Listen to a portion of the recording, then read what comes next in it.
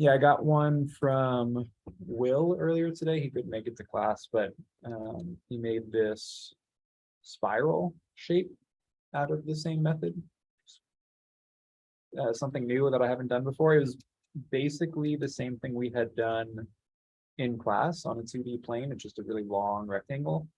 But then he used this one node that I actually haven't used before, so I thought it was pretty cool, but it morphs geometry onto a surface. So he had made this spiral surface in Rhino, and then just taking that long rectangle, morphed it onto that. So that's a neat way to make something 3D that I haven't thought of before. So I'll probably put this in the Discord as well if anyone wants to look at that. But he had a couple issues that we had last time. I think Stella had the issue where the curved Dendro node was going red every time you put curves into it. So I did the same thing I did for you last time. Is I took this piece of code from the Google Drive. I hope everyone saw it, for the Google Drive in the Discord. Yeah. I was looking for the Discord. Well, I think the link, yeah, is right. Yeah, right here. Oh. So yeah, to solve the issue that he had with the curve not generating properly in Dendro, I have a lot of stuff here, but specifically in the Dendro section, there's one that takes a, which one is it? This one, the curve from points, and this will solve any issue you have if the curve doesn't generate. Basically just converting it into points and then using the volume to point node to generate those geometries. So I used that for him here, and it generated the Dendro volume just fine.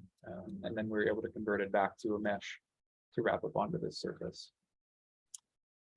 Another problem that is sometimes common with Dendro is sometimes when you're converting the volume back into a mesh using the volume to mesh component at the very end, sometimes it'll, if you hover over the M, it'll show you an invalid mesh like here. That's not really an issue if you're just going, if that's the last thing you're doing and you're baking it, you can still bake out a mesh. But if you still want to manipulate this in Grasshopper, like Will was doing, and morph it onto this spiral, if it's an invalid mesh, it's kind of unusable. Like you can't do anything with it if it's invalid. So I pulled this other piece from the Google Drive that'll clean up any mesh, and I was able to fix it back into a solid normal mesh that we were able to then morph back onto the spiral. So this was just pulled straight from the Google Drive, same as this one. So if you ever run into any problems like that, you can just pull it, plug in what you need. It'll list everything you need here. This one just takes a mesh and it'll give you a better result at the end. So all the stuff I put in here is just a great resource if you are looking maybe to work with a different plugin or have a question on stuff. There's a lot of things here that might fix an issue you have or do something interesting. All the stuff I'll be going over this semester is already in here. Today we'll be doing some of the stuff from Pufferfish.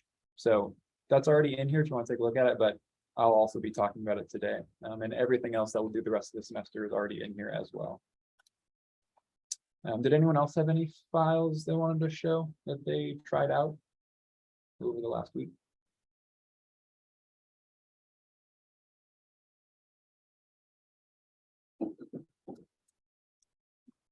If not, we'll start what I was going to go over today. So let's see. Yeah, so following in line with the, I guess, prompt of the course, which was the dynamic wearables as an output for computational design. Today, I wanted to look at making this kind of necklace design in Grasshopper. Using those plugins that I put in the Discord the other day. So it was Pufferfish, Mesh Plus, and then Weaverbird. And we'll cover a couple plugins or a couple nodes from each of those plugins throughout this script. So before getting into this script specifically, I wanted to first talk about the human figure we have, as that'll be kind of a staple with a lot of the other scripts we'll be going through, and how to create that and how to bring that into Rhino. So I didn't put this in the Discord right now, but I just wanted to go over how to create a simple base mesh pretty quickly that you can then bring into Rhino and edit over top of. So right now I'm in Blender, which is a free 3D software. I'll put everything in the Discord later about how to download this and the plugin I'll be using in Blender to create the people. But it's a pretty great software that we'll go over more later on in the semester, but just for now, it's quite an easy way to make these people. So did anyone want to follow along with this? I'll just be making this person and putting it into Rhino, but yeah, I can put these links in the Discord right now.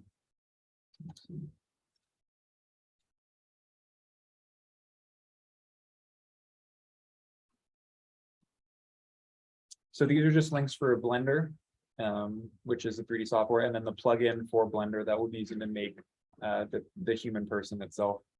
For the plugins for Blender, they're quite similar to the plugins for Grasshopper. You'll just be downloading this file. It'll be a zip file when it comes down, and then I'll show, this is all recorded as well, but in Blender, once you have that zip file of the plugin, you can just come down to Preferences, Add-ons, Install, and just look for the zip file right here. You don't have to unzip it or unblock it or anything. Find the zip file, click Install, and then it'll load up in there. Once in Blender, this is just the basic scene, new general scene. If you hit N on the keyboard, the letter N, it'll pop up the side panel, and then we just have that plugin right here. So I'm gonna go ahead and delete what I had worked on previously and just show you how to make that again. So hitting N to pull out that panel, which is the toolbar on the right side, we can see that we have all these drop downs right here. So to create a human, the first thing I'm gonna do is just hit New Human, and then come down and just hit the Create button, and that'll give you the mesh of a base human figure right off the bat. As you saw previously, I had it changed a bunch. So a cool thing you can do here is once you get this very simple, and in Blender, if you hit Tab, you can go into the edit mode, which you can see all the vertexes of the mesh, but we'll just stick in the object mode right now, object and edit up here. So coming down here, you have a lot of different values you can change. So for this one with the head, there's like hundreds, maybe 1,000 different little things you can do to change different stuff about this.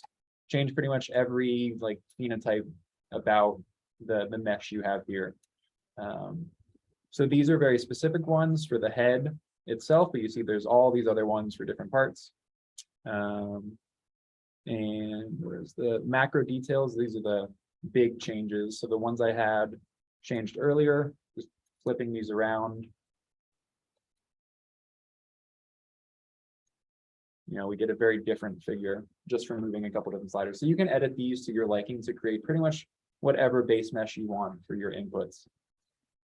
Another cool thing about this is to get it quickly into something that you can then start posing. So you can get it into a pose other than this very simple a T pose is what it's called, with their arms out to the side. You can come down into rigging, add some bones to that model, and then where is it? Come down to add helpers and hit that. And then right there, we have these helpers that we can select. So if we go into select the object itself of those helpers and go into pose mode, then we quickly have inverse kinematic functions, so we can start moving this mesh around. You can pose it into whatever you like. I don't know what you'd be creating, but you can do anything with the model here. So right now we're just working on a necklace, so we don't really need to pose much to get this ready. But to bring it into Rhino itself, we'll just go here and right click onto the person. So we have that orange outline around the human itself. And then we can come file, export. We'll just do a simple STL, as it's probably the smallest file size. And just go save that wherever you want. So important to check selection only. Right now, we only have one thing in the scene, but if you had multiple things, hit selection only and it'll give you that human. So that's all in the recording to go back to, but for now, we have that and we can go into Rhino, file, import the STL and bring it straight in here. just hit enter, and then you can see we have the figure into Rhino itself.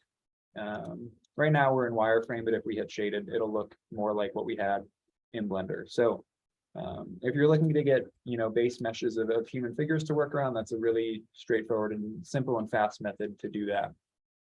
There's a lot of other more complicated methods, but I've found that one's pretty straightforward. So then coming into this one, I have Pufferfish, Mesh Plus, and Weaverbird in this one. So if you all have those plugins, did anyone have problems installing them or wasn't able to yet? I downloaded them, and like when I was trying to install it, saying that I'm sorry for one of the able to download it and to install it. Were you here last class? Yeah. Okay, because we went over the installation of plugins, but I can do that quickly again, because it is a little bit weird for Grasshopper itself. So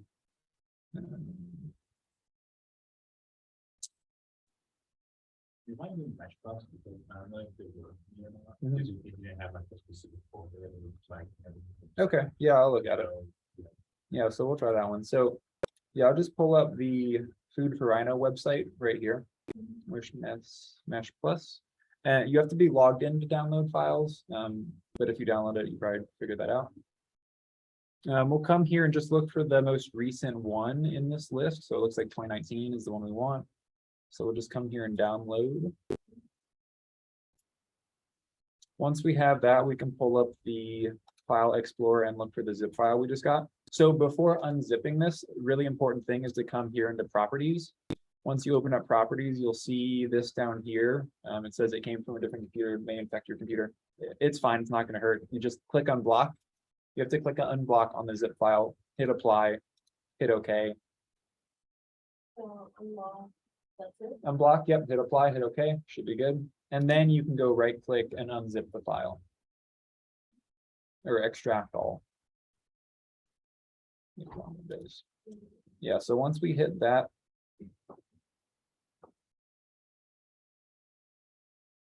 we're looking here. So it looks like those were a lot of .user files. So I think those are going to a different folder than we put Dendro in last time. So this is a good one to look at. Yeah, so once you open that up, you see we've got all these orange files here. So going back into Grasshopper itself, so we'll install these into Grasshopper instead of Rhino. And you can get plugins for both, but right now we're just looking at Grasshopper. So if you go into Grasshopper, hit File, and then go down to the special folders right there, you can see we have these options over here. So last time when we were looking at the Dendro plugin, we put those in the components folder. And that's just because if you unzip the file, there were a lot of green components in there. Those go into components. But right now we have a lot of orange components, so those will go into user objects. So we'll open up that folder.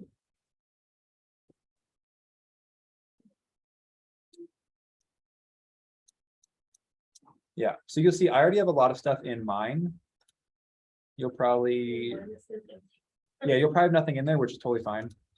So what you can do is open up the Mesh Plus window and then your user objects window.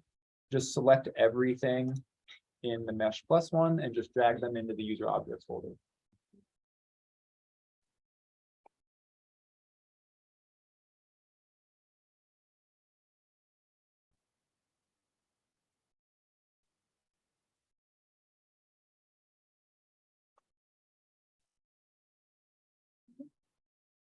Good, yep.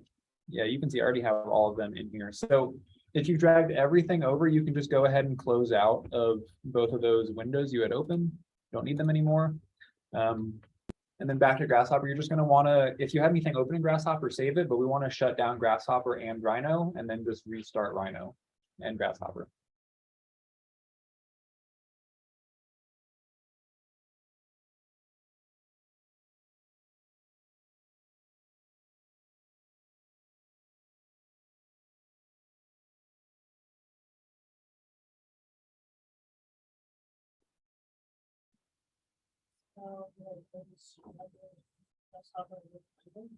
Yep, so yeah, if you've restarted Grasshopper, then Let me see where they show up. Yeah, so there should be a new tab. It'll say either Mesh Plus or have an M, and you'll see all of these in there. If you got that, you should be good. Yep.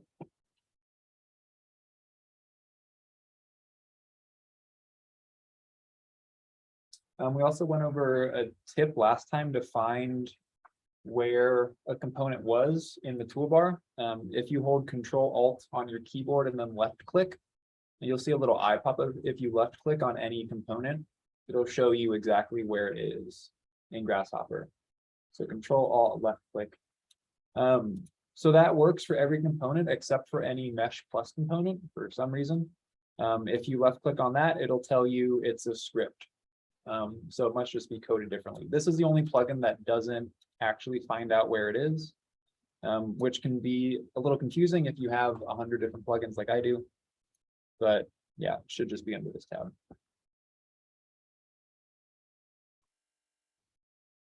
Okay, so if everyone's set with Mesh Plus and Pufferfish and Weaverbird, we should be good to go. Good.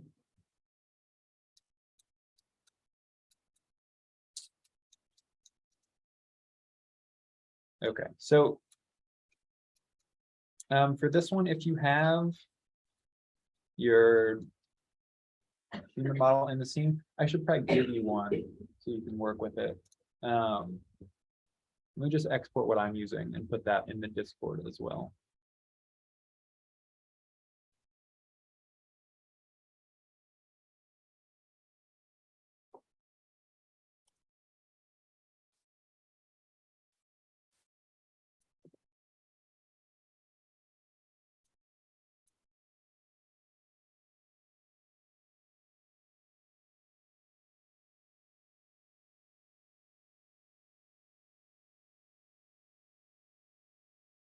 Okay, that's up in Discord. So if you want to work with me on this, just go download that file and we'll go import it like I showed a couple minutes ago.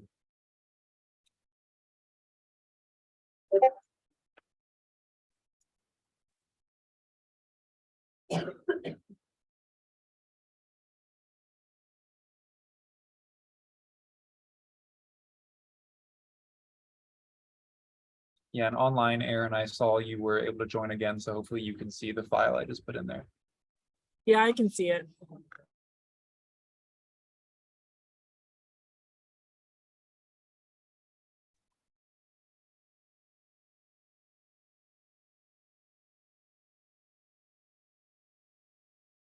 anyone have issues with importing that, getting it set up? And remember, if it looks really, really dark, you can just go change that view mode to either shaded or Arctic. We'll get it completely like a clay view. But Arctic is a little heavy on the processor, so sticking with shaded is probably your best bet.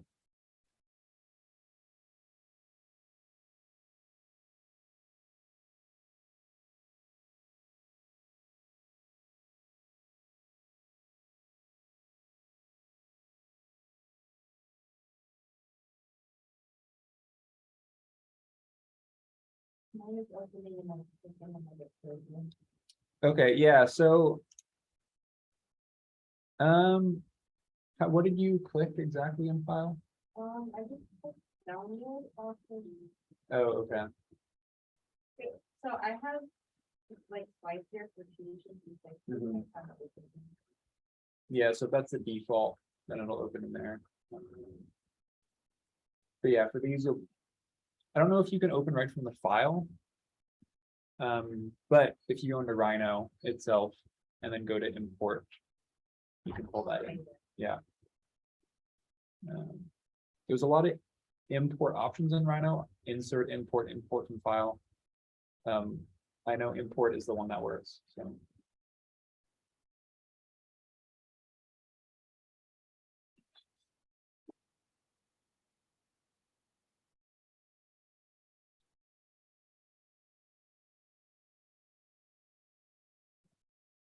Okay, so we good?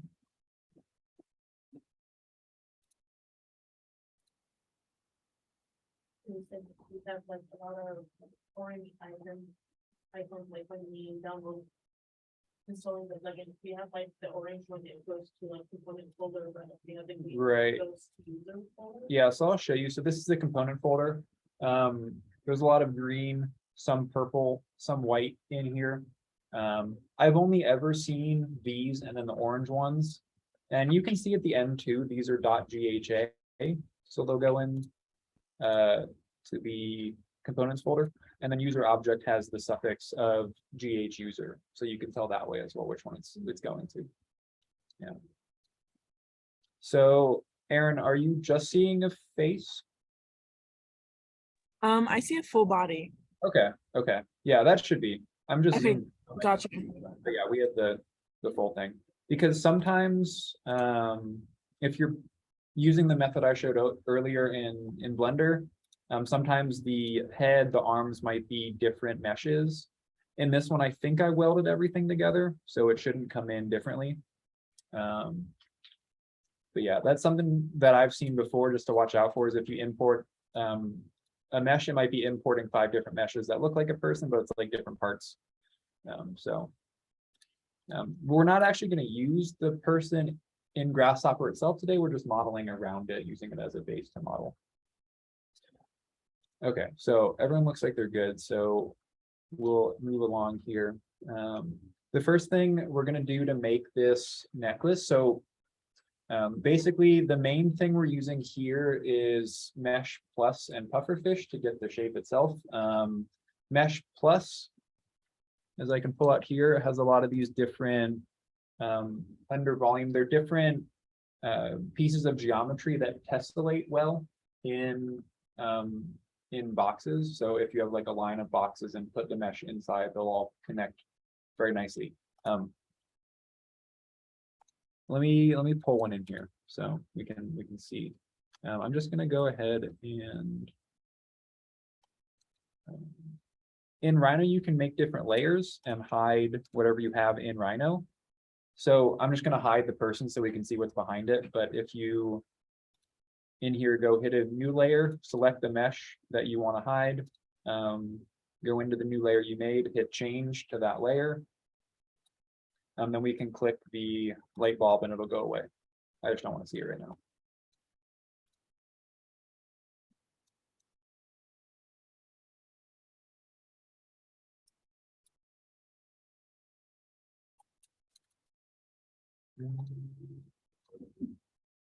Okay, so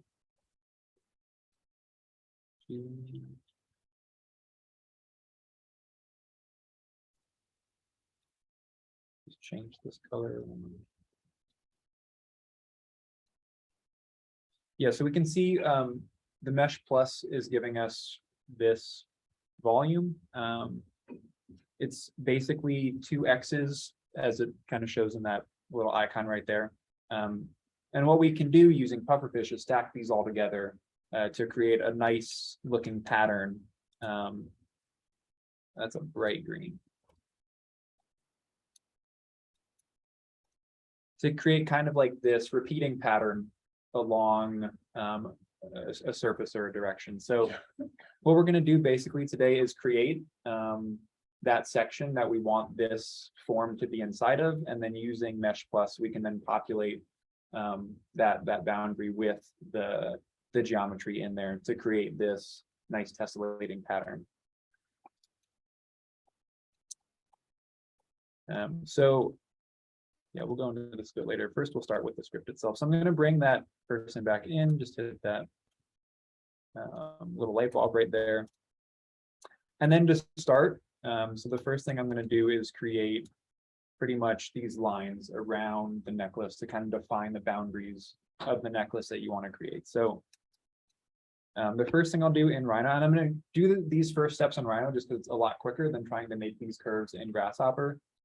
You could do it, but it'd probably take forever. So just to be easy, and we'll be able to edit these curves later on if we want to change the shape of the necklace. You can go open up the control points of the curve and add the line afterwards, but I'll just go ahead and start laying down some lines. So what you can do is if you have, right now I'm using the interpolated curve, so it's the second option in the curve panel, if you can see that. What this curve does is it follows the points you set, it goes through each point, whereas if we were using the standard control point curve, it'll kind of make the best fit line between the points. So we have a lot more control over the line itself if we use this second option here. If you select that, right now I have the grid snap turned on. Actually, it works without it. Which one is it? Okay, yeah, so I have O snap turned on. And what this should do is allow you to snap to the vertices of the mesh that we brought in. So that's why bringing the mesh in is going to help us a lot. We can snap the curves right to it and easily model around it. If anyone cannot snap to the point, let me know. And I'll see what settings you have turned on or off. But it should be snapping. So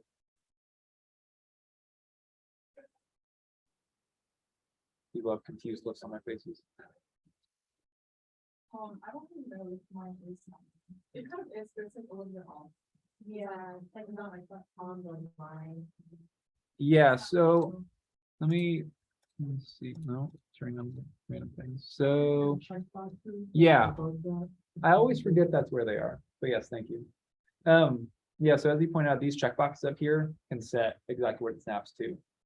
So right now I have end turned on, and end should let you snap to the vertices. Hopefully. And then bird charts. Ah, yes, that is right.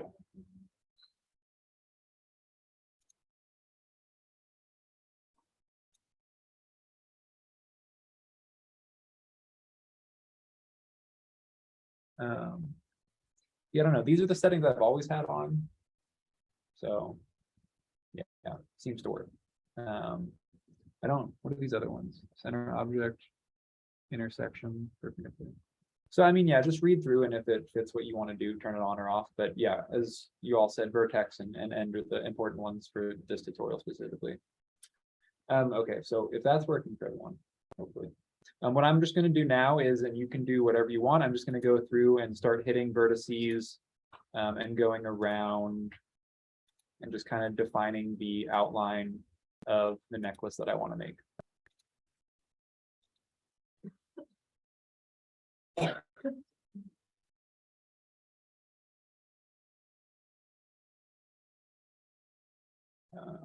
And just a tip, when you're finished with your line, just hit enter and it'll stop adding more points.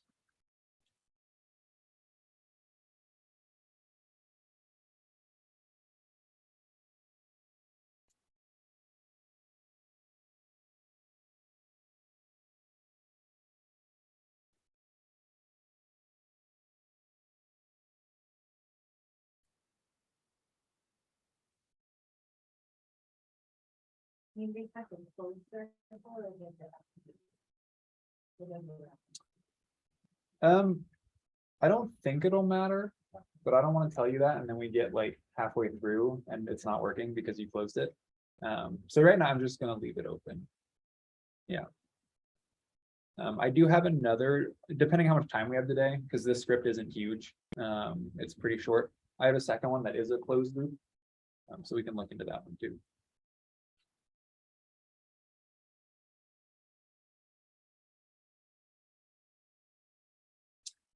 And you don't have to make a necklace. You can you have a whole mesh, so you could use anything you want. But just for right now, I'm going to do this one. So what we need here is we need 4 of these lines. So because we want to make a lot of boxes that follow the curvature of the neck in this case. So you could draw 4 lines, or what I'm just going to do is copy and paste and edit those lines so I don't start from scratch again. So if you have that line down, I'm just going to do Control-C-V and pull up the copy of that curve. You can see right now if I grab, and if your handles aren't turned on, you don't see this. If you click the gumball, that'll turn on those handles if you can't see them.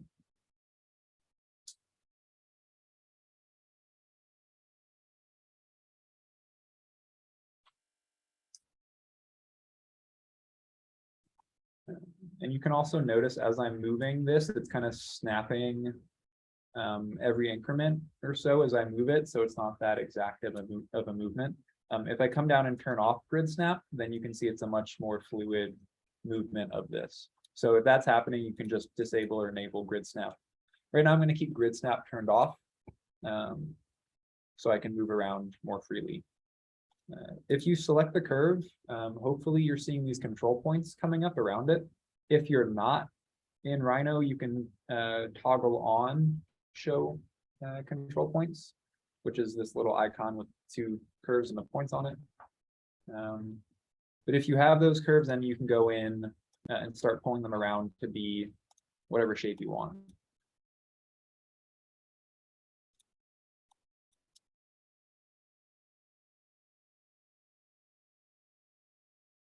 Just another little tip about the curve. If you see right here, I have a control point that's inside of the mesh and I can't select it without selecting the mesh itself. You can see I can select this one, but there's one kind of inside here that I can't select. So if I just turn the view from shaded back to wireframe, then it shows up and then I can select it. I'm just wanting to pull it outside of the mesh. So I'll just do that.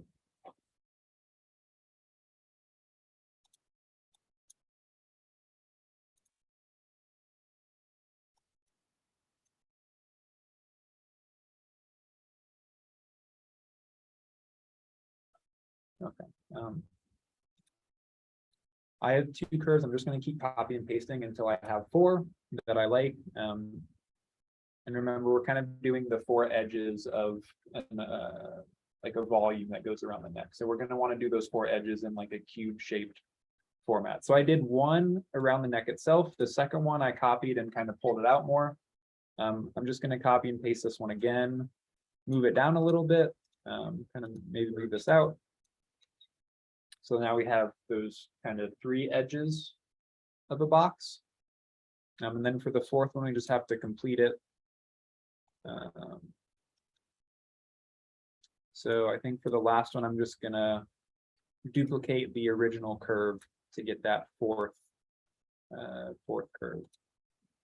If you're not coming up and down, it doesn't matter as long as they actually like align and explain like if they're like Right. tracks. Pretty much, yeah. You can really do almost whatever you want with these curves. The workflow is quite forgiving that we're going to do in Grasshopper in a second. But it'll look best if you have the four curves as like the boundary of a square here. So you can see we have curve 1, 2, 3, and 4 kind of going at those 4 points. 1, 2, 3, and 4 kind of going in that square format. That's just the best practice for this workflow specifically, and you'll see why that matters in a second once we start adding some nodes onto the Grasshopper canvas. But yeah, other than that, you can make it as expressive or as you want. This is just what I've done right now.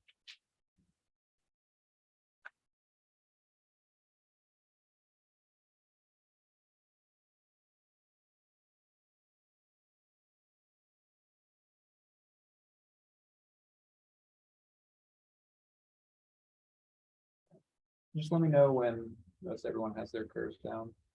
We'll go into the Grasshopper step.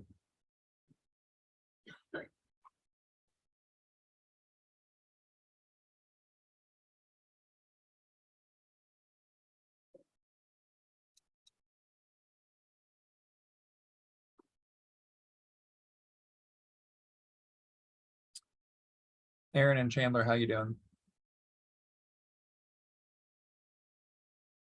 A comment.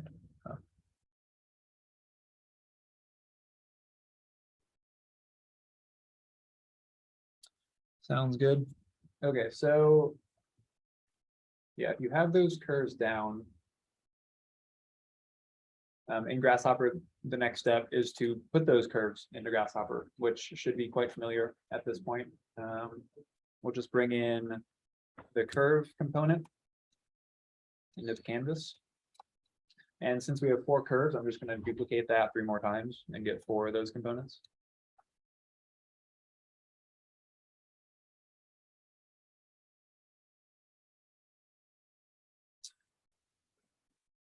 Once you have 4 in, we're just going to go into Rhino and select those curves and set them into the components we just pulled in.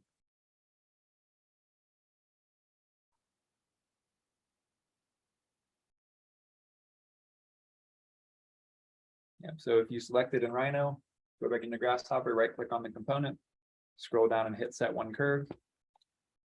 And you can see it pop up if we select it in Grasshopper. So it's white now. So I'm just going to go through and do that with every curve. And I'm kind of also going in order. If you still imagine that rectangle connecting the 4 curves. So I'm not going diagonally, I'm kind of going in a circle around the curves that we made and setting them.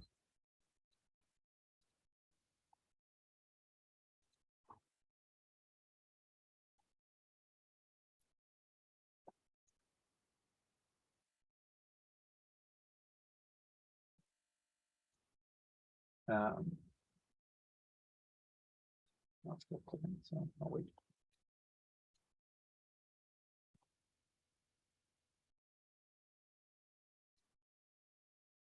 So if you selected the curves correctly, this is just to illustrate, just to kind of show how I selected it kind of in that circle, starting from 1 and going around to select the next 3. This is just showing that it's quite circular. If you select it out of order, you can kind of see the order is not right. So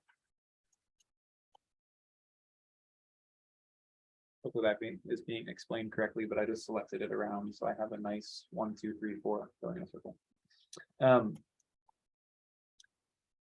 Okay, so the next thing I'm doing is just merging all of these curves together with the merge component.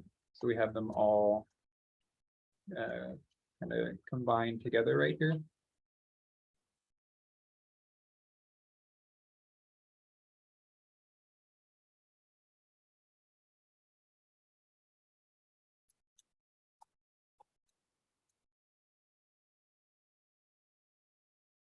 And then, yeah, what I just did, adding that loft just to visualize kind of the volume that the mesh will then be taking in a second. So just to see that, I don't know what curves you did, but as long as your loft looks smooth like this, you should be good.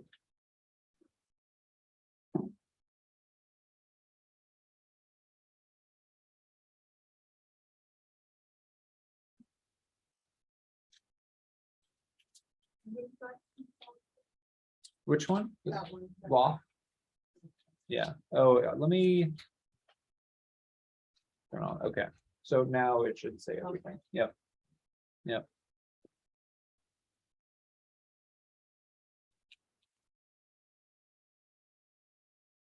So it's different between loft and loft mesh. Let me see. You said loft mesh.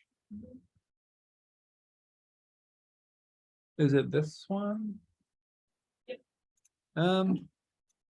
Probably not much, except this is going to give us a mesh output instead of a B-rep output. Or a surface in this case. Surface B-rep, pretty much the same thing. You can see this one's a lot sharper, but that's probably just a number that's set in here somewhere. Let me see. Angle.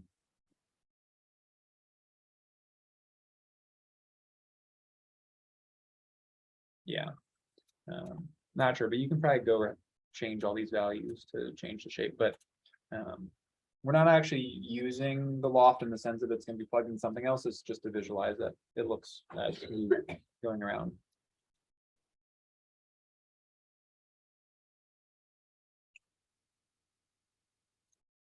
Okay, so if everyone has that, there's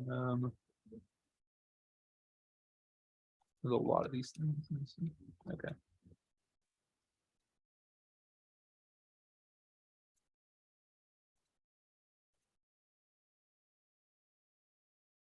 Okay, so now the next plugin that we're looking at is Pufferfish. So I'm just gonna show what that one is. Okay, so I don't know if you read the description of Pufferfish on the Food for Rhino website, but basically what it does is it has a lot of these tweening functions, so you can kind of blend different shapes or curves or meshes together. We had looked at this in the past. I think there was a tween curve that I did a couple classes ago. This has a lot more functions for tweening almost anything. It also has a lot of twisted box functions, which is something we're going to use for this tutorial. So I've been mentioning like those boxes that we're going to put the meshes into. This is the main engine for that. So a twisted box is basically like a set of boxes. It could be in a line, it could be in a volume. And each of those boxes you can put mesh into, and it'll morph that mesh into the boundary of that box. So the box doesn't have to be a standard cube. It could be pulled or stretched in different directions. And whatever mesh is then applied to that will also be pulled or stretched in those different directions. So that'll allow us to do a lot of powerful things pretty quickly, just like how this necklace could be any width or dimension, and we'll get the geometry being pulled into that pretty exactly. So the one I'm gonna pull in right now is Twisted Box Sweep. And the reason why we made these 4 curves is we're gonna use one of them as a rail, and we're gonna sweep pretty much within these 4 rails. And this will make a twisted box pretty quickly. So if everyone is able to find that and pull that in, I'll have it on the canvas here. And the reason why I made 4 curved components instead of 1 that we put all 4 into is because the twisted box sweep is going to ask for each of those rail curves independently. So if we take those 4 curves that we have in Grasshopper and just wire them into 1, 2, 3, and 4.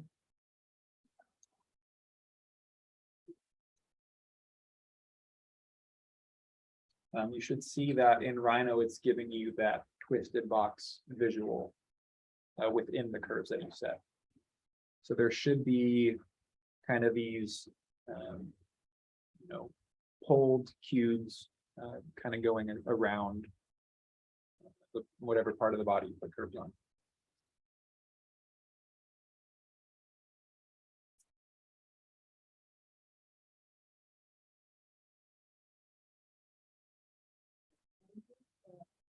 You lit up red. Yeah, like some red. Okay.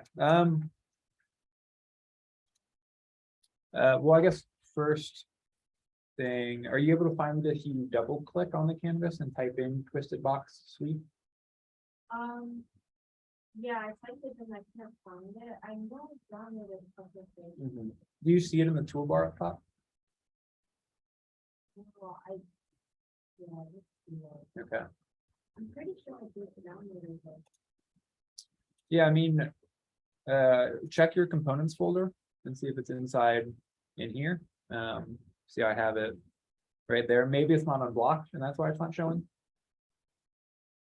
But yeah. And then, so second one, if it's showing up red, let me see. I'm wondering if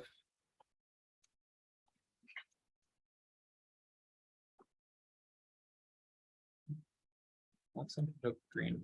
I wondered if the curves are out of order, but maybe not. Let me come look at it and see why it might be going red.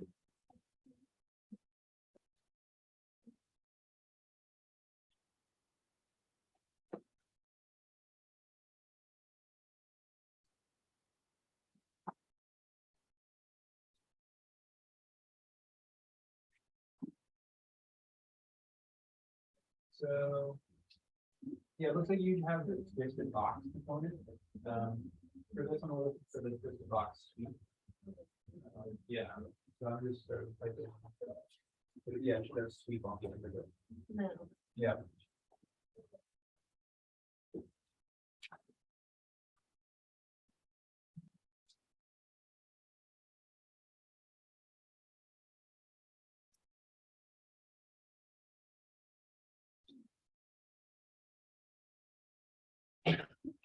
Okay, I'll leave this up so when you figure it out, but for everyone else, the next thing we're going to do is we're going to pull in our Mesh Plus feature. So Yeah, it's good. Okay. So these are quite hard to type in because they have no like normal English name to it. So I'll just go pull up the toolbar itself. So if you have the Mesh Plus toolbar and go over to volume, you see we have all these different options. You can pull in whichever one you want. It doesn't matter, they'll all work. But for right now, I'm just using the very first one up top. Actually, I like the bat wing look a lot better, so I'm gonna use that one. But you can use whichever one you want, they'll all do something interesting.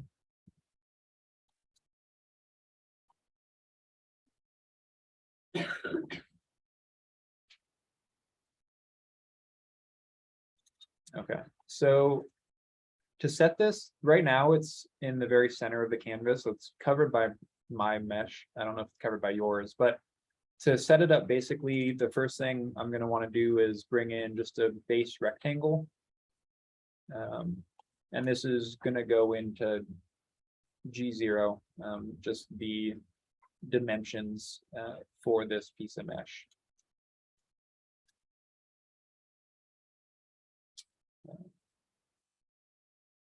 And that's all we need. We could define the X and Y values, but we don't have to. This mesh can be whatever size we want. It'll get morphed into the twisted box and it'll become a new size completely. So we'll just stick with all the base values here.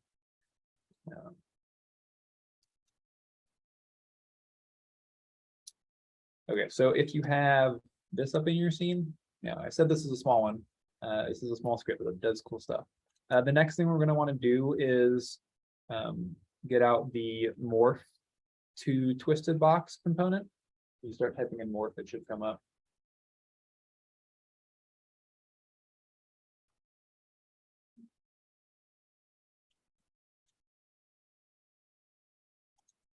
And this one should, okay. I guess it's a pufferfish command. I think there's also a standard grasshopper one that'll do this too, but I'm just gonna use the pufferfish one. So this one asks for the geometry, the reference boxes, and then the twisted box itself. We have the twisted box from before, so I'm going to go and plug that into there. We also have the geometry mesh, which is coming out of A in this case. So I'll take that mesh and just plug that into the geometry port here. Geometry doesn't have to be mesh, it could be anything. Just in this case, it's a piece of mesh, so that'll go into geometry. And then it's still orange, so the last thing we need is that reference as a list. So reference as a list isn't a great way for this to describe itself, but it's basically the boundary boxes that it's taking, and then we'll use that to morph that to the new boxes we made in the twisted boxes. So I'm going to create a bounding box. You can see it's this one with the 4 little dots in it. I'll pull that in.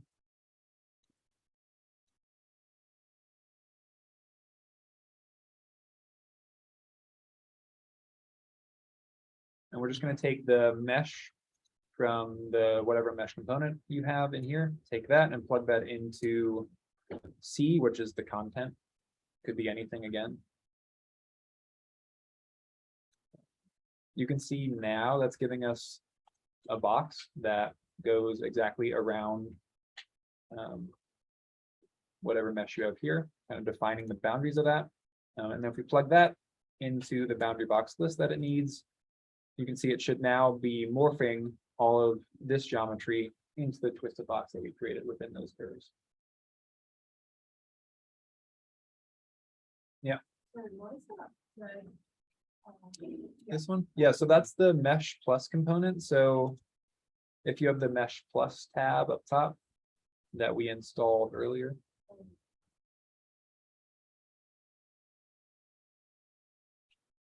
Do you have it installed or? Okay. Was it one of the extensions that you put us on? Yeah, so let me see. It was, yeah, this second one here, Mesh Plus. Yep. And for this, you don't exactly need Mesh Plus. It just has pretty basic inputs that you can just use. Another thing we could do, I know not everyone has the sub D modifier, so I'm not going to use that. I'm just gonna model my own mesh right now. This could be anything. I'm gonna make like a little plus sign. So I could take this as well. Since it's a B-rep, I'll import it on the multiple B-reps, have it in there. And we could use this as well instead of using Mesh Plus. Remember a tip from last time was if you hold down Control Shift, you'll see you get a little arrow pop up and you can pull everything out of one node and put it into a separate one.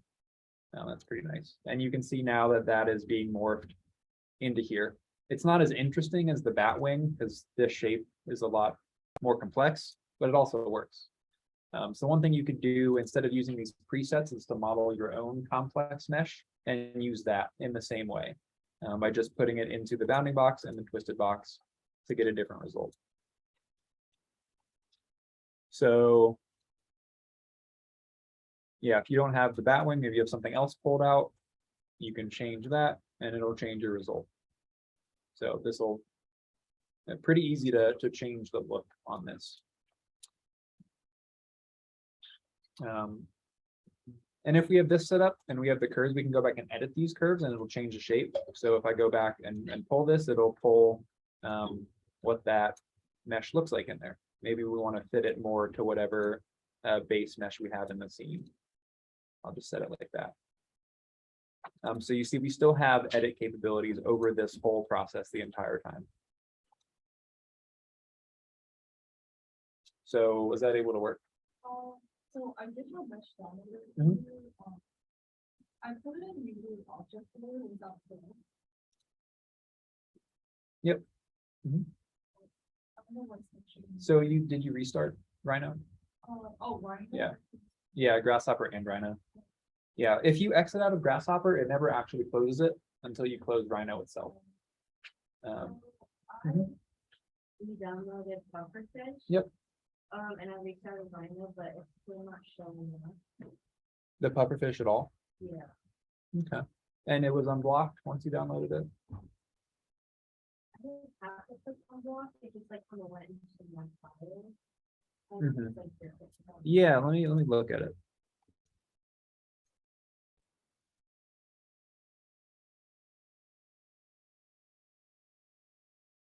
So I still have the download here. There are some plugins in Food for Rhino that'll say install over here, which are a different process than downloading it, but I won't get into that at the moment. So, and you did this one, V3? Yeah. Okay, let's look at it. Okay, so downloading it, coming into here, right-clicking properties. And then hitting unblock.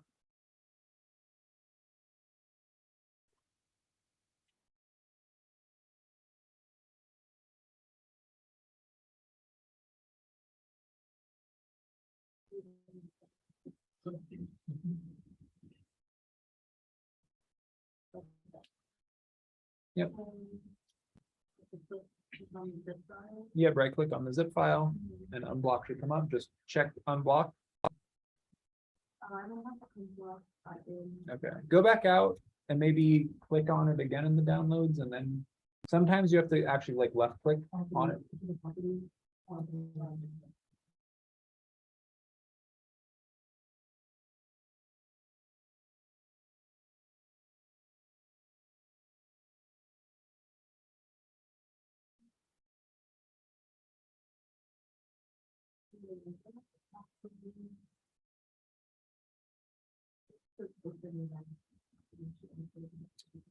Yeah. Oh. How does it work on Mac? But you're in the virtual machine, right? Like. Yeah, is Grasshopper open in the virtual Yeah. box? Okay, and you're downloading it into the virtual box as well. Yeah, I think like I don't know. Mhm. Does it look like the Windows UI in there? Because I've never done it for Mac specifically. Yeah, it looks different. I think it's just like, it's only showing me like open mesh, but not. And then I tried to double click this, but I think I have to get from that. Wait, so are you are on the Mac side or you're on? Yeah, I'm on the Mac Mac. side? Yeah. Okay. Wait, do you have to box for me? Using the virtual box, like, If someone had a box, like a virtual machine that runs Rhino. in oh, like, Windows. Bootcamp? Yeah, boot camp. Oh, yeah, I do have Bootcamp, Okay. but I don't have Rhino installed. I don't have installed it. Okay. But you were able to get Mesh Plus. Yeah, Okay. so, well, I have Dendro. In Dendro too. I'm not sure when that's. It should be the same process. But I wonder. It says it's written for Mac, which is good. Most plugins are not written for Mac. So like, if you look Yeah. at the Olympic screen behind us, so we're going. This one? Yeah. Yeah, and I'm gonna read it open. Okay. Yeah, well, yeah, lucky we haven't put too many on the screen yet, so. I'm trying to figure it out on my YouTube. Okay. Trying to think I can just follow those. Yep. Um,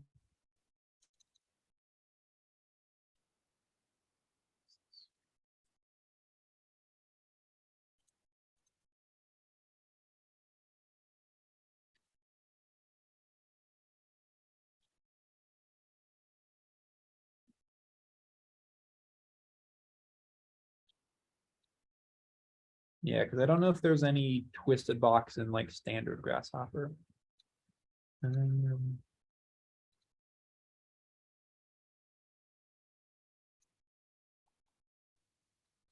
Okay. So there is a twisted box in standard Grasshopper. But in order to get that to look like what we did, I think you'd have to extract all the points from the lines and then put them into this function, which is something I can figure out later and send it in the Discord.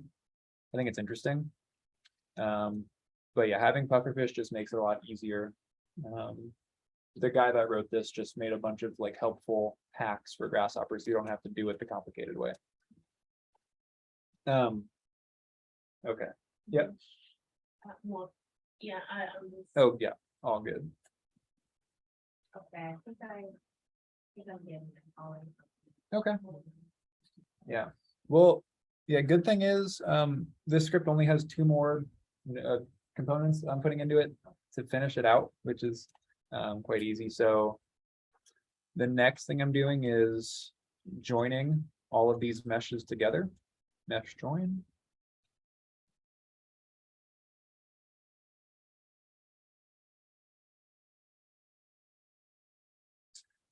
And then the Weaverbird part comes in, so I'm gonna go find that as well as somewhere down here. Okay.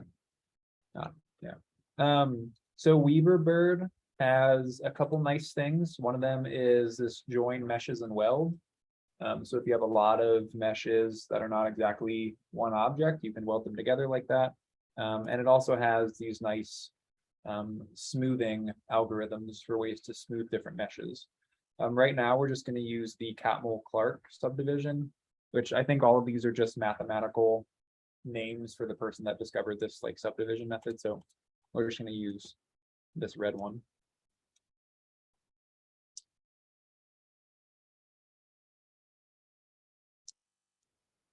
And if I go into my preview, I'm just going to make this more solid so we can see what's happening in a second. So right now the mesh, let me bake this. We can see right now it's still very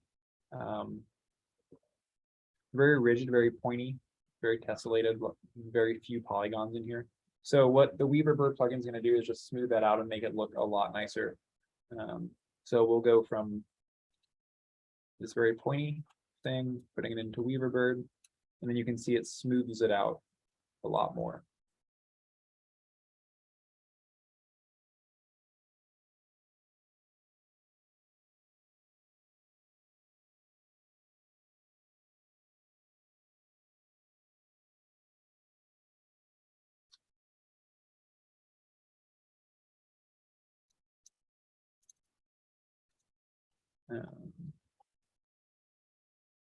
See, okay, so that's the basis of creating the mesh in Grasshopper. Now, another focus of the class is how do we 3D print something like this so it can come out of the computer. So the next thing we're going to do is just use the same Dendro kind of workflow we saw last time and plug that in here. So I'll go through step by step again so we're following along. Were you able to get it rewritten? I stopped right there. I didn't know like where to go from there. Okay, so you got the curves in.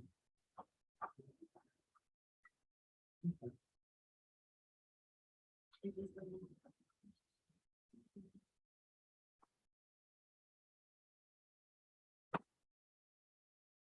I don't know, like you did something after. What's the other thing that's connecting the- This one? Oh, the one at the top. This thing? Yeah. There's just another one of these, just another shape. It's not actually being plugged into anything else. Oh,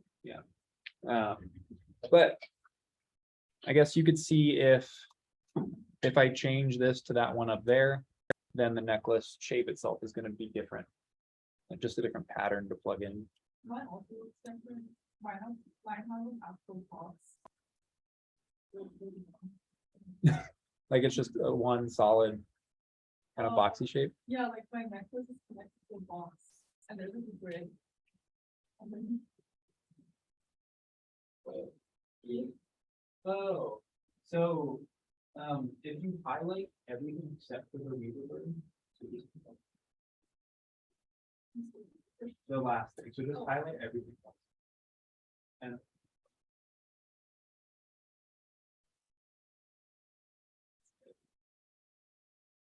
somehow it's going away instantly. Oh, And then right click. Just anywhere on the canvas that's not a node.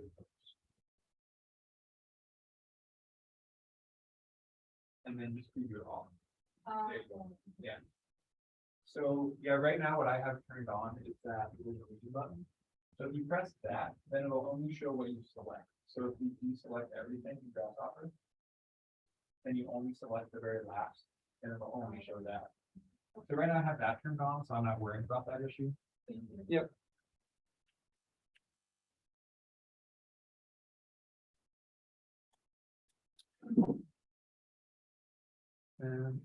Okay, everyone else in a good spot?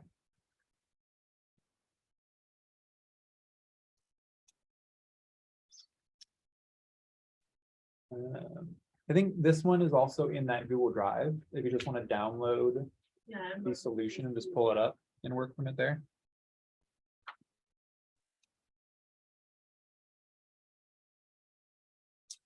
Okay, so if everyone has that Weaverbird mesh there, the next thing I'm gonna do is just make it a solid with Dendro. So there's a couple ways to do that. You could offset the surface and make a solid, which we can try, but I found this might be a little slow. Actually, this is a. So I'm bringing up offset mesh. Let me see, distance one. Hopefully this doesn't crash anything. Let me see. Okay, so I brought up distance mesh and the offset it was giving me was very thick. 0.5, it looks like it's very thick, so I'm just going to keep going down until I see something better. Here we go, that's something. So now we have a thickened weird necklace shape. And this we can use with Dendro to make it a 3D printable solid. So right now, the mesh itself, there's a lot of overlapping vertices and faces. And it's solid, as Grasshopper will tell you, but it's not the best thing to 3D print at the moment, which is why Dendro is very helpful. So now that we have a mesh, just like if you're last time listening, we can bring in the mesh to volume component. If we plug the mesh into the mesh input, You can see it's still yellow because we need those settings again for Dendro. So we can come back to the Dendro toolbox and pull out the create settings.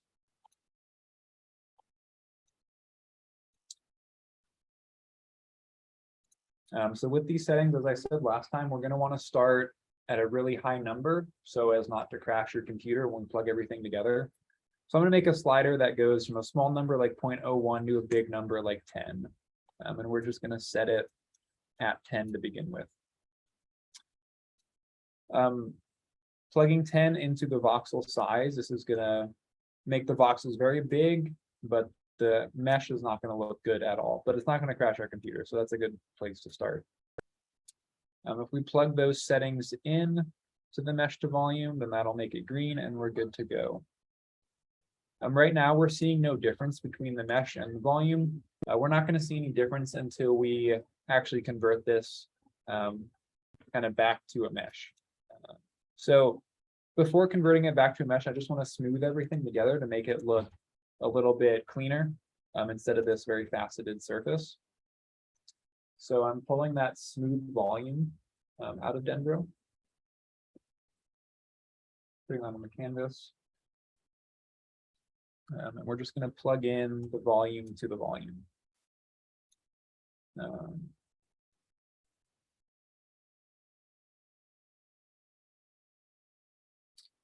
So now the box is probably green, but we're probably not seeing anything because the number we have in the voxel size and the settings is quite big. So I'm just going to make that smaller until I see something show up on the canvas.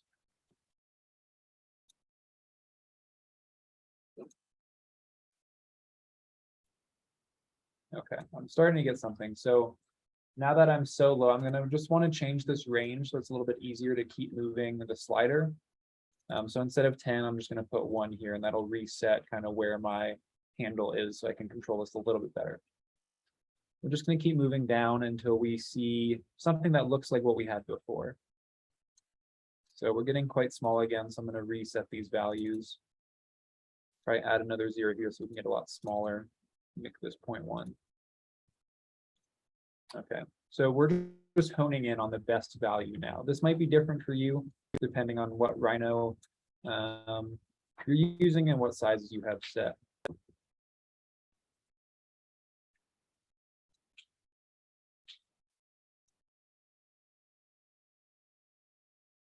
Okay, but for me, 0.03 looks like it's about right.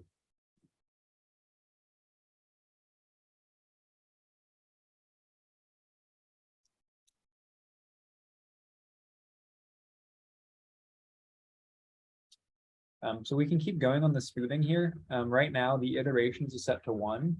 We can make it smooth a lot more if we put those iterations up. So I'm just going to make another slider from, say, 1 to 5 and plug that into the iterations. And if we move this slider up, you can see it'll get a little bit smoother every time. Yeah, so the smoothing tool is kind of just for your own preference. We could stick with the input mesh, and I'll just show you right here, converting it back to a mesh again, pulling out the volume to mesh, and then just in other settings, plugging the settings in and then connecting volume to volume. So you can see this is without any smoothing. It kind of looks like that.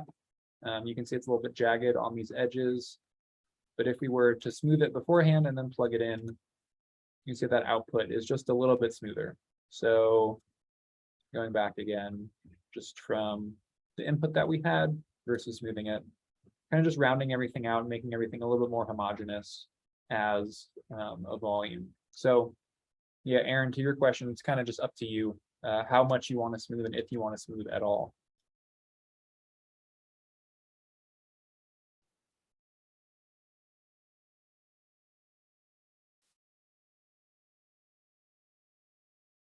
But yeah, again, so just to finish it, pulling out that volume to mesh and then plugging the settings in should give us an output of a mesh. I do, in this case, smooth it again with the same Catmull Clark subdivision, and this will just take that polygon count higher and make it a little bit more smoother as an output. One helpful tip for like previewing meshes inside of Grasshopper without baking it first is to pull out the face boundaries component. And then we can see with this mesh, how many faces are in it visually. And then with the subdivided one, how many faces are in that one. So just upping that face count and smoothing it out a little bit more after the fact. So this is the model we're left with. Again, we can still go in and edit these curves. Just if you edit the curve now, it'll take a little bit longer to compute since going through Dendro will add a second or two to the script. So it won't be, you know, as smooth in editing with Dendro on as it was earlier when we didn't have it on. If you want to be able to edit it quickly again, we could go select everything of the Dendro and just disable it and go back to that offset mesh. And then we can pull these handles around and it'll be quite responsive. Let's do something like that. Cool. And then once you have that, we can go and select everything, right click and enable it again. And you can see we get that output, but now it looks a little bit different than before. So if you have all that, to bring it back into Rhino and to be something we can then 3D print again, if we right click on that final component and hit bake, it'll become an actual mesh in Rhino again, and we can see all those faces there. So I'm just going to duplicate both of our face mesh and the model we just created and just pull it over here, bring it into Arctic, and now we can see that we have a physical necklace around the physical model that we had at the very beginning. And it should look something like that. I don't know exactly what yours looks like, but it should be something like this.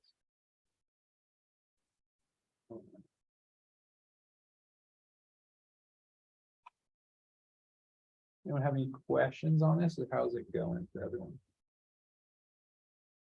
So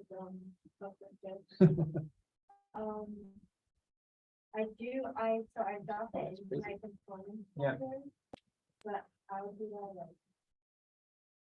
Then open the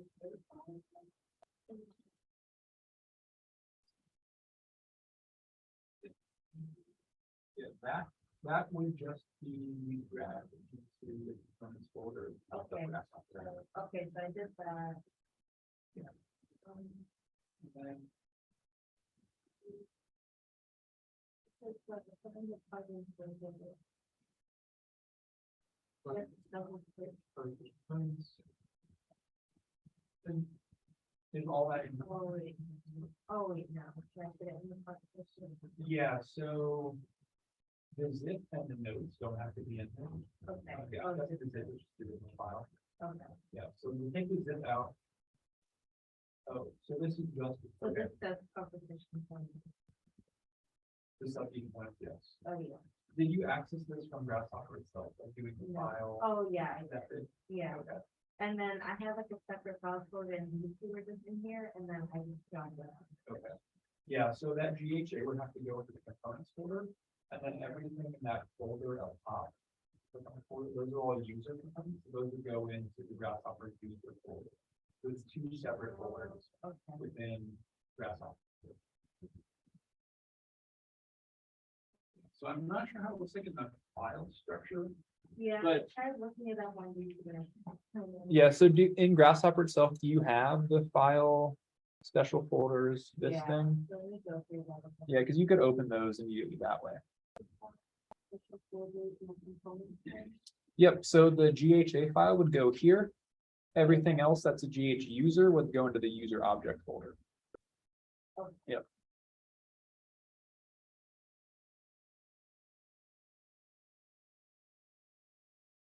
Yeah, So, can you add 8 settings? for Dendro. Yes. Um, Oh, wait, maybe that's the,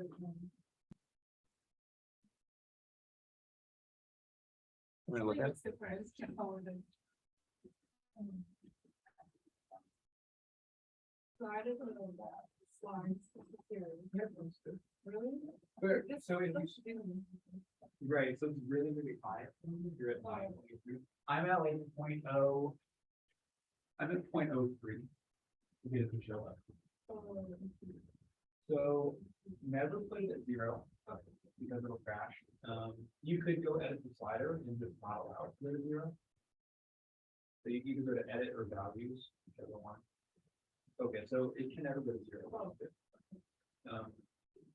But yeah, so when I was doing it, I dragged it down, but you only have so much control over the slider if it's going from 0.01 to 10. So you could go edit it again and change the upper bounds to like 0.1. So now it's only going from 0.01 through 0.0. Yeah, so make that higher than 1. So it, yep. Now you have more minute control over that bottom. So now, yeah, keep dragging it down. You should start to see something showing up in there.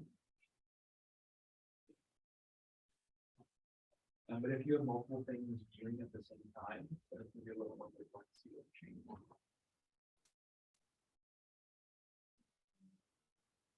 So, yeah, you could leave off everything you never need, or so yeah, just take off the mesh with all the mesh, and just leave the. So now we're seeing exactly what's happening with the. Oh, So you see, it's still not yeah. as high definition. So you can go one more lower. It should only go, Oh. yeah. Okay. That should be pretty good if you now convert that back to a mesh. You could bake it and see exactly what it looks like.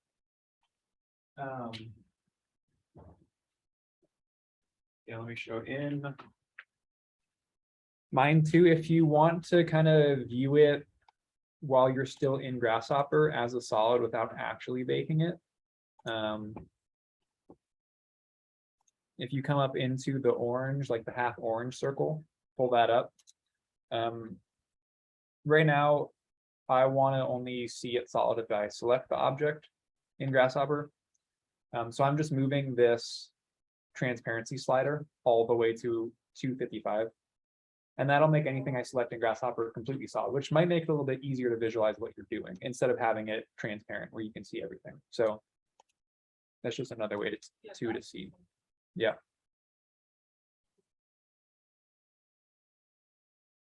Oh, when you have pufferfish, is it going to say like pufferfish in the top menu, like next to like kangaroo and dendro? Yep. Or- Yeah, it should be up here. It'll say pufferfish probably for you, like it'll have the whole word. You know, it should have all these components too. Yeah, I have to figure out how to. okay. Oh, Yeah, all good. Once you have it in, it is a quite nice software just to do things like this super quickly. As you can see, the script is not that big. I think the one last time was a lot bigger and we were doing something less cool. So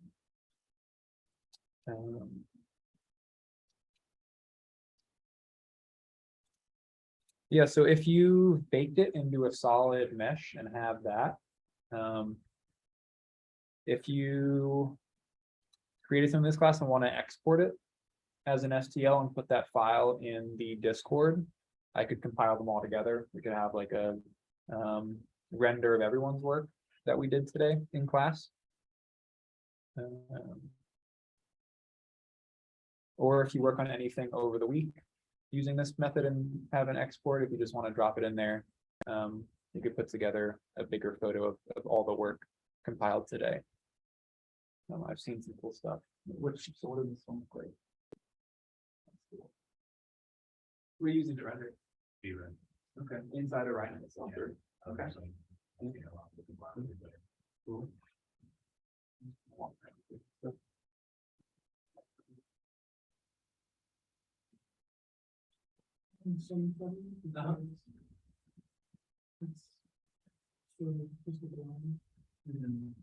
Interesting.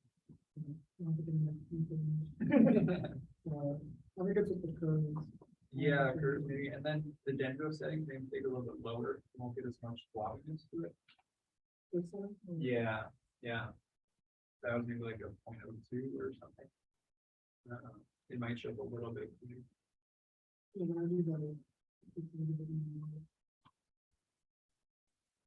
Yeah, it'll start getting heavier on the processor too. But. That to it.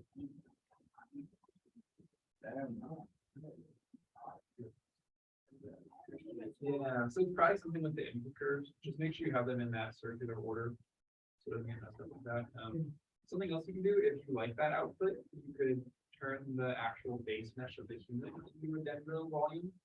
And then use that to just cut out the necklace and make a necklace. So if you bring in a mesh, just a mesh component into the grasshopper canvas. Yep. And then put the mesh of the human into that. Let me pull it up on here. So we've got a mesh. I'll pull the human into there. I'm going into Dendro. I'll get the mesh to volume component out. And just plug the mesh into the mesh there. And one thing about combining a lot of things in Dendro is the only way to combine it is if they all have the exact same settings coming into them. So usually that works fine. In this case, since the mesh of the human is so much bigger than the necklace we made, it might take a little bit more time to compute the volume of that human itself, because it'll be a very high detailed volume for that. So just remember that if you're ever working with a lot of different either meshes or curves coming together, and you have a lot of these different something to volume blocks, they all just have to have the same setting. So I'm just going to drag that setting into this mesh to volume as well as this one. So you can see now both of these, I'm going to hide this person again. See, both of these are now volume objects in Grasshopper. So once we have those, we can come into the intersect tab in Dendro. And if we pull out the volume difference, this is like any Boolean operation, just with volumes this time. And usually this is a lot more stable than doing a normal mesh Boolean or object Boolean. So this works just like any other difference. It'll take A and subtract B from it. So if we have that necklace, we'll put that into A and we just want to subtract the human from it. So we'll plug that into B.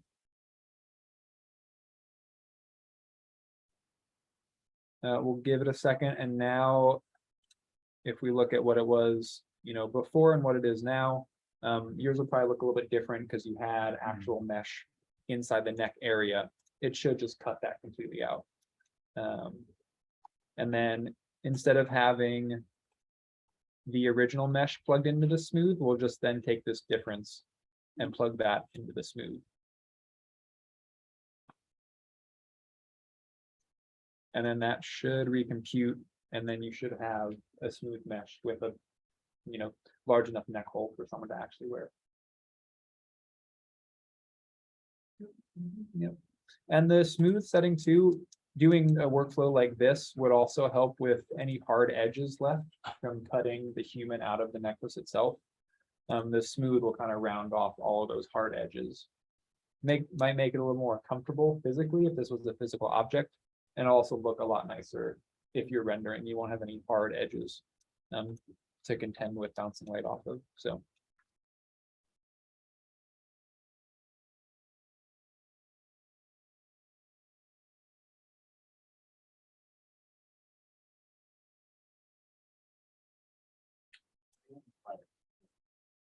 Just as an STL. Yep. So I'll put that in the recording too. So. Once you have that object, you can export the object itself, or you can export the object with the human. If you go back to the recording and follow the Blender steps to make your own person and redo this, you probably want to export both. But yeah, if you select the mesh itself in Rhino, go to File, Export Selected. That'll export only what you have selected. This is a very big export list, so just scroll down to the bottom. There should be one STL stereolithography. We'll just select that one. Name it whatever you want. What's the date? And then if you have STL selected, hit save. It'll come with a couple boxes after this. You might get a box for what resolution you want to do. 0.01 or 0.001 is usually a good enough resolution to export as. That usually only happens if you're exporting like VREPs from Rhino. If we're exporting meshes, it's already meshed, so you don't have to worry about setting a mesh resolution. But this box will come up, and usually what I tell people is just select the option that has the lowest file size. More often than not, that's going to be the binary option. So we'll just select binary and hit OK. And that will take a second or two and export. And then you should be able to import that into any other 3D software you have. So right now I'm in Blender. If I go import STL, go down and find the file that I just exported. Depending how big the file size is and what software you're importing it to, it might take a little bit, just because the mesh size might be quite big. And then you can see it's come into my scene. I don't know where it is in Blender, so I'm just gonna reset the origin point and bring it here. Yep. Now you can see we have it in Blender, or in any other 3D software, or you could 3D print it.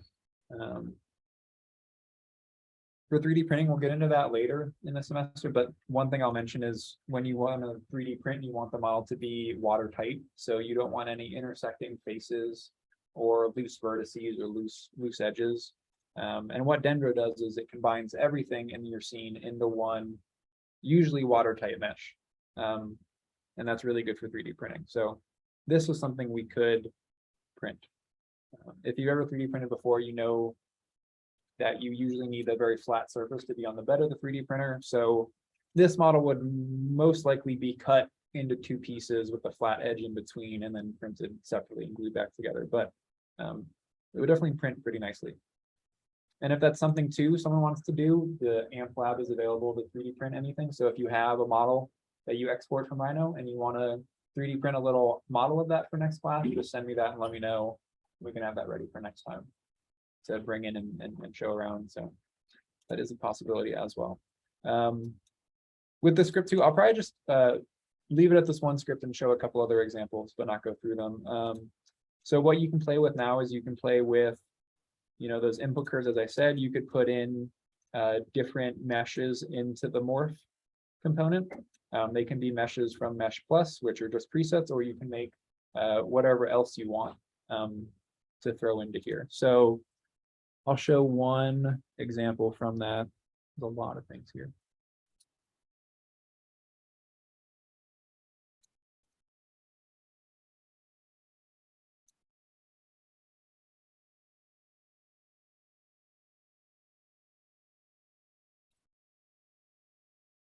So this one was a custom mesh, or it was a sub-D object actually that we had made right there, and used that as the spine component for this spine and brought that into the twisted box. And now you can see this script is quite short, but same method as before. With those 4 curves, these are just a little bit different than what we did with the necklace. Using that as the twisted box, we're able to then, mold that sub-D object as a mesh into this twisted box. And then using Dendro, just mesh it up and make it into something that is solid and 3D printable. You can see this one in Dendro, we had added a curve throughout it. So we could put a string there to connect it all together. So same thing with the mesh that I just showed. We had a curve going through it that we used curve to volume, and then same thing, just a volume difference to cut that out of the mesh. So from solid to cut with that pipe, and then we have a solid mesh. Yeah, so that's with a custom mesh. And then also I did have one last one that was a closed line. So let me pull that up.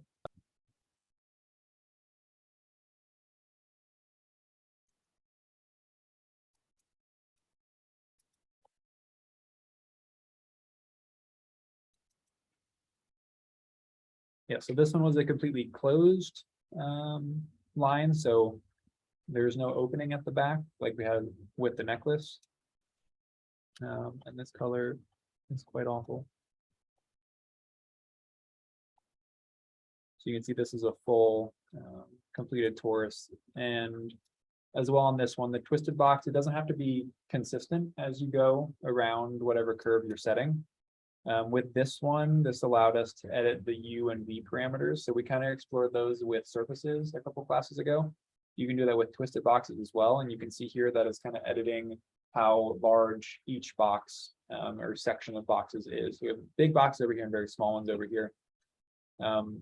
That's just set with a range going into U and V and just kind of changing how that range numbers go with this curve right here. And if we change these, you can see them getting smaller and bigger as that curve moves. So editing the twisted box before applying anything to it, is also quite powerful, because once we have a set twisted box in shape, we can go apply that mesh back to it and get a mesh that responds instantly to how we set that. So you can come back and change to how that looks. So you can see too, if twisted boxes are too far apart, they start forming hard edges because there's only one box in between. So I'll keep that, not that much and get something like that. And you can see here, I just had a lot of different selections. So we could see, what different patterns look like from Mesh Plus going into Pufferfish. And just kind of all the different presets they have there if you have Mesh Plus installed.